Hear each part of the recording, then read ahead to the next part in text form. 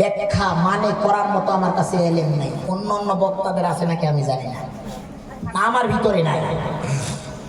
কেন? যদি এই আয়াতের ভিতরে আল্লাহ এলান দিছে আল ইয়াউমা নাখতিমু আলা আফওয়াহিহিম ওয়া তুকাল্লিমুনা আইদিহিম ওয়া তাশহাদু আরজুলুহুম বিমা কানু ইয়াকসিবুন।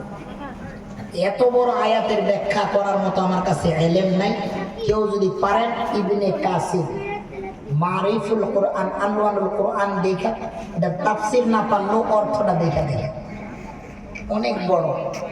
রাসূলুল্লাহ সাল্লাল্লাহু আলাইহি সাল্লাম হযরত আয়েশা রাদিয়াল্লাহু তাআলা আনহাকে বলতেছে, আয়েশা, কিয়ামতের দিবসের দিনগুলো বড় কঠিন হবে।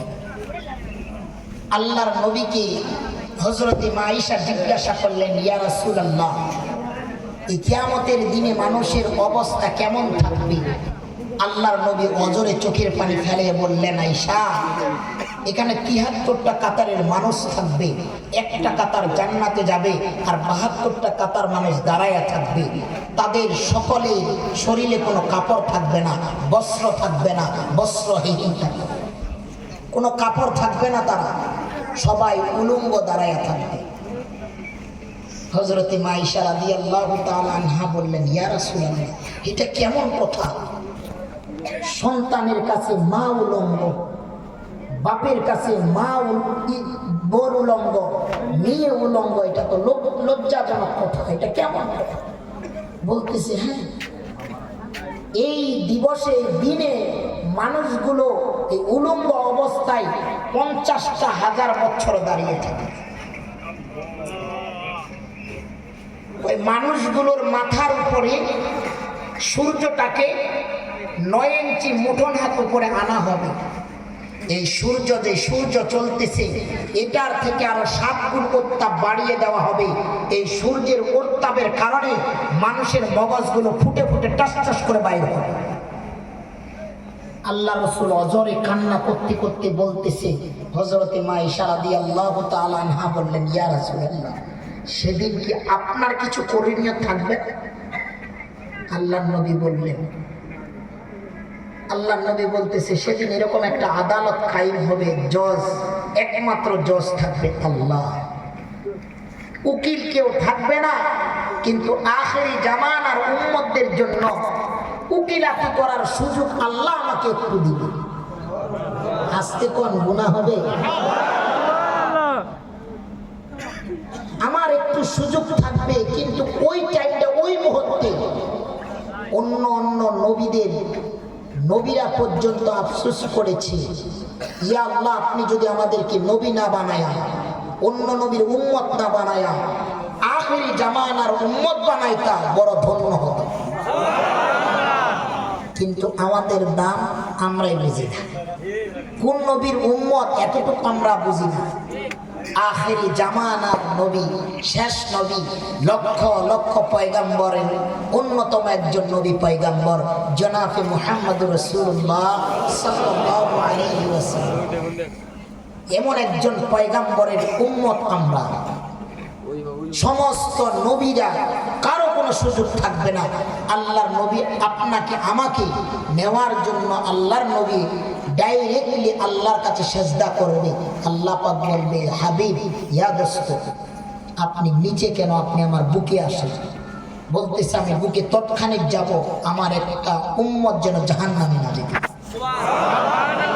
আল্লাহ পাক বলবে, কথা দিলাম তোমার প্রত্যেকটা উম্মত জান্নাতে যাবে।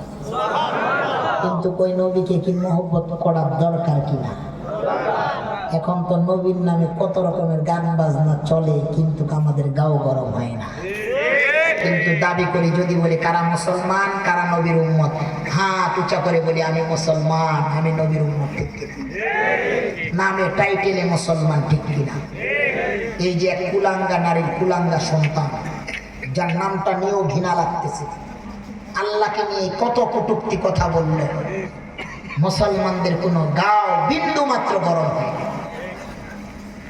সেদিন আমি মানিকগঞ্জে বয়ান করছি, যেদিন সমাবেশ ডাকছিল তার আগের দিন, বলছে হুজুর আপনার যাওয়ার পথে ডিস্টার্ব হবে না? না, আমি পরোয়া করি। আমি খাঁটি কথা বলেছি, যে স্রষ্টার নামে কথা বলেছে তাকে তো এই দুনিয়া থাকার কোনো অধিকার নেই। নবীর নামে কথা বলবে, আল্লাহর নামে কথা বলবে, আমরা মুসলমান, এটা সহ্য করার মতো না।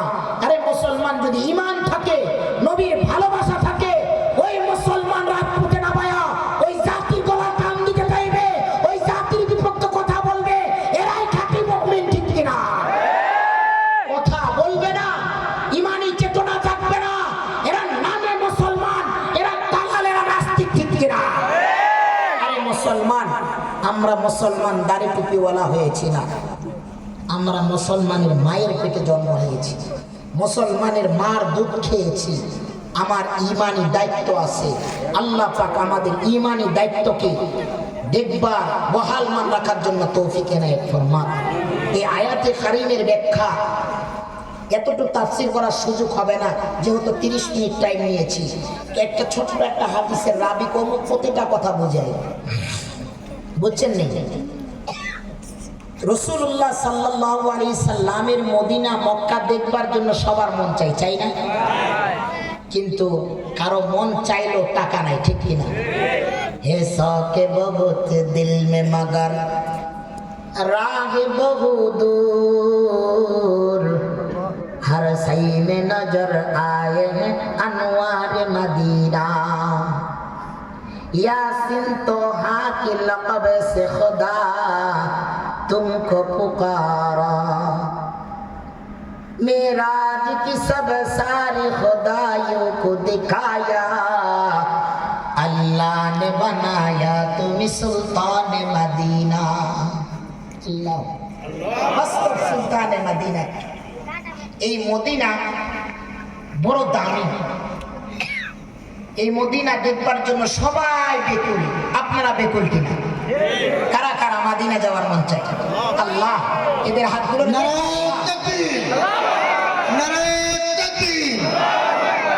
আল্লাহ এদেরকে কবুল কর। আমি দোয়া করি মরবার আগ মুহূর্তে হইল আল্লাহ যেন মক্কা মদিনা দেখায় মৃত্যু নসিব। এই মদিনা দেখবার জন্য অনেক মানুষ পাগল। একজন মুরব্বী আল্লাহর নবীর মদিনা দেখবার জন্য ইয়ামান থেকে রওনা করেছে।